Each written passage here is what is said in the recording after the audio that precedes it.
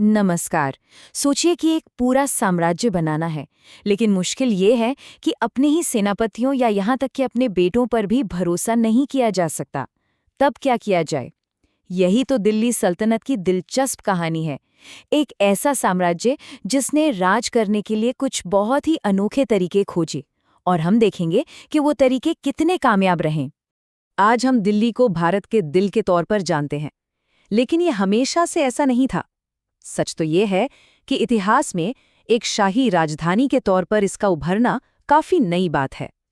12वीं सदी से पहले यह सत्ता के नक्शे पर बस एक और शहर था, कोई बहुत बड़ा खिलाड़ी नहीं।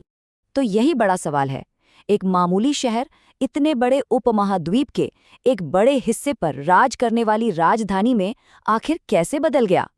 चलिए इस जबरदस्त बदलाव के पीछे की रणनीतियों और चुनौतियों को समझते हैं। इस सवाल का जवाब दिल्ली के शुरुआती दिनों में ही छिपा है।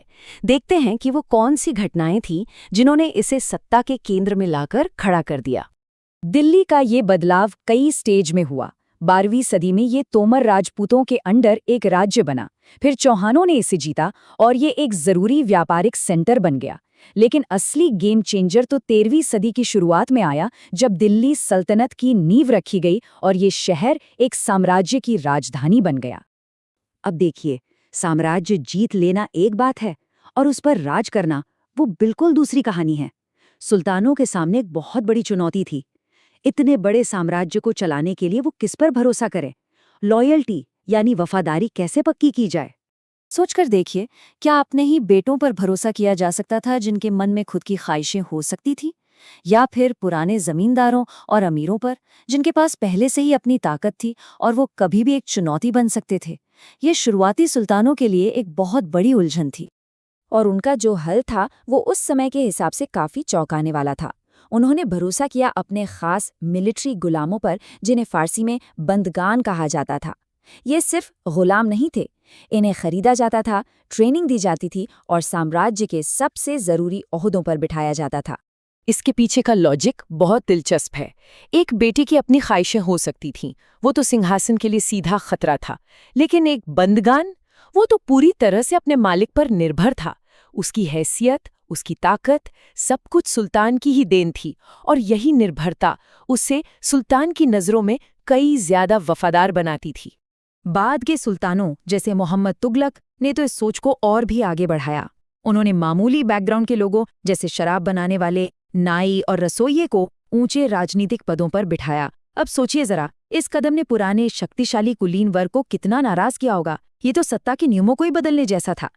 पर इस सिस्टम में एक बहुत बड़ी खामी थी। ये गुलाम और आश्रित अपने मालिक के लिए तो वफादार थे, लेकिन उनके बेटों या वारसों के लिए नहीं। नतीजा, हर बार जब कोई नया सुल्तान गद्दी पर बैठता तो पुराने और नए वफादारों के बीच सत्ता के लिए संघर्ष छिड़ जाता, जिससे सल्तनत में लगातार पॉलिटिकल इंस्टेबिलिटी बनी रहती थी। तो वफादारी तो एक पहेली थी ही, लेकिन एक और बड़ी समस्या थी। इतने बड़े साम्राज्य को कंट्रोल कैसे किया जाए और इसे चलाने के लिए पैसा कहाँ से आएगा? इसके लिए उन्होंने एक बहुत ही स्मार्ट सिस्टम बनाया, जिसे इक्ता कहते थे। असल में उन्होंने साम्राज्य को अलग अलग इलाकों में बांट दिया, जिन्हें इक्ता कहते थे, और उन्हें अपने मिलिट्री कमांडरों को सौंप दिया। ये तो एक तीर से दो निशाने लगाने जैसा था। एडमिनिस्ट्रेशन भी हो गया और सेना को सैलरी भी मिल गई। इन इक्ता के होल्डर्स को मुक्ति कहा जाता था और उनकी कई जिम्मेदारियां थीं। वो मिलिट्री अभियान चलाते थे, अपने इलाके में लॉ एंड ऑर्डर बनाए रखते थे, और सबसे जरूरी, वो टैक्स वसूलते थे, जिससे वो अपना और अपने सैनिकों का वेतन देते थे। तो ये पैसा आ कहाँ से रहा था? ज्यादातर किसानों से। अलाउद्दीन खिलजी के शासनकाल में राज्य 3 तरह के टैक्स लगाता था, और जैसा कि ये चार्ट दिखाता है, सबसे भारी टैक्स था खेती पर, जिसे खराज कहते थे, जो किसान की उपज का 50% तक होता था। लेकिन हम ये सब इतने यकीन से कैसे जानते हैं? यहीं पर एक और चुनौती सामने आती है। जब भी हम इतिहास को देखते हैं तो हमें हमेशा ये सवाल करना पड़ता है, आखिर ये कहानी हमें सुना कौन रहा है? क्योंकि हर कहानी सुनाने वाले का अपना एक नजरिया, अपना एक पक्षपात होता है। हमारे जो मुख्य स्रोत हैं वो तवारीख कहलाते हैं। ये फारसी में लिखे गए इतिहास थे, जो सुल्तानों की एडमिनिस्ट्रेशन की भाषा थी। और इन्हें लिखने वाले लोग कौन थे? वो थे पढ़े लिखे सेक्रेटरी, एडमिनिस्ट्रेटर, कवि और दरबारी जो सत्ता के बहुत करीब थे। और यहीं से उनके लेखन में पक्षपात आता है। वो शहरों में रहते थे, आम लोगों की जिंदगी से बिल्कुल दूर। वो सुल्तानों के लिए लिखते थे, अक्सर इनाम की उम्मीद में। और वो एक ऐसे सोशल ऑर्डर की वकालत करते थे जो जन्म और लिंग पर आधारित हो, ऐसे विचार जो यकीनन हर कोई नहीं मानता था। इस पक्षपात को समझने का सबसे अच्छा तरीका है रज़िया सुल्तान का केस देखना। वो 1236 में सुल्तान इल्तुतमिश की बेटी शासक बनी, जो उस जमाने के लिए एक बहुत ही असाधारण बात थी। उस समय के एक इतिहासकार मिन्हाज उस सिराज ने खुद लिखा कि रज़िया अपने सभी भाइयों से ज्यादा काबिल थीं। लेकिन जैसा कि ये कोटेशन दिखाता है, वो एक महिला को शासक के रूप में स्वीकार नहीं कर पा रहे थे। उनका मानना था कि ये तो ईश्वर के बनाए सोशल ऑर्डर के खिलाफ है, जिसमें मर्दों को ही शासन करना चाहिए। ये देखना वाकई दिलचस्प है कि अलग-अलग महिला शासकों ने इस चुनौती का सामना कैसे किया।